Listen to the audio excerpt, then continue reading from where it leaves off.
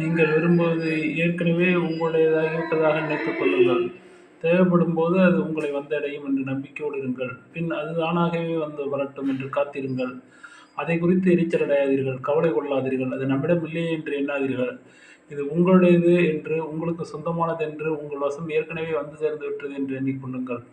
Robert கோல்ட்சியர் 1585 1950 வரைக்கும் வாழ்ந்தவர். நீங்கள் விரும்புவது ஏற்கனவே உங்களுடையதாகிவிட்டதாக நினைத்துக் கொள்ளுங்கள். தேவைப்படும் போது அது உங்களை வந்தடையும் என்ற நம்பிக்கையோடு இருங்கள். பின் அது தானாக வரட்டும் என்று காத்திருங்கள். அதை குறித்து எரிச்சல் அடையாதீர்கள், கவலை கொள்ளாதீர்கள். அது நம்மிடம் இல்லை என்று எண்ணாதீர்கள். உங்களுடையது என்று